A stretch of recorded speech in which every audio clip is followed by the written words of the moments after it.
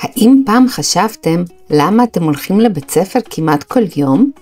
לפעמים השעון מצלצל מוקדם מדי, התיק מרגיש כבד מדי, והמיטה נראית כל כך חמימה ונעימה. אבל גם בבקרים העייפים ביותר, בית הספר הוא אחד המקומות הכי חשובים שתוכלו להיות בו, והנה הסיבה. בית הספר הוא מקום מיוחד שבו המוח שלכם מתחזק ומתפתח בכל יום. כמו שהשרירים שלכם מתחזקים כשאתם רצים, קופצים או מתאמנים, כך גם המוח שלכם מתחזק כשאתם קוראים, כותבים, פותרים בעיות בחשבון ושואלים שאלות. כל מידע חדש שאתם לומדים הוא כמו כלי נוסף שאתם מוסיפים לארגז הכלים של המוח שלכם. וככל שיש לכם יותר כלים, אתם יכולים להשתמש בהם כדי לבנות דברים מדהימים עם הראש והדמיון. בבית הספר אתם לא לומדים רק מספרים ואותיות, אתם לומדים על כל העולם שמסביבכם.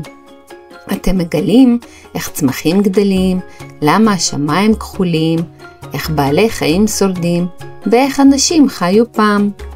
בספרים אתם יכולים לטייל למדינות רחוקות, לחקור את החלל בשיעור מדעים, ולגלות סודות משיעורי היסטוריה.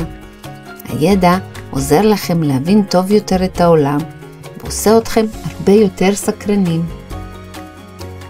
בית הספר הוא גם המקום שבו לומדים לעבוד יחד עם אחרים. כשאתם משחקים עם חברים, משתפים טושים, עובדים בקבוצה או יושבים יחד בארוחות 10, אתם לומדים מיומנויות חשובות לחיים. אתם מתרגלים להיות נחמדים, להקשיב, לחכות לתור, ולעזור לפתור בעיות בדרכי שלום. אלה מיומנויות חזקות שילוו אתכם לכל החיים. תפקיד נוסף של בית הספר הוא לעזור לכם לגלות מה אתם אוהבים. אולי אתם נהנים לצייר בשיעור אומנות, לשיר במוזיקה, לבנות דברים במדעים, או לקרוא סיפורים מרתקים בספרייה. בבית הספר אתם יכולים לנסות המון דברים שונים, ולגלות מה באמת גורם לעיניים שלכם לזור משמחה. לפעמים תחביבים כאלה הופכים לכישרון ואפילו למקצוע בעתיד. בבית ספר מלמדים אתכם גם לחשוב בעצמך. אתם לומדים לשאול למה ואיך. אתם לומדים לחשוב לפני שאתם מחליטים, לחפש תשובות, וגם לא לוותר כשמשהו לא ברור.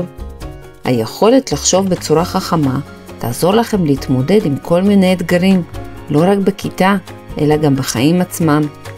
והכי חשוב, בית הספר עוזר לכם לצמוח להיות הגרסה הכי טובה של עצמכם.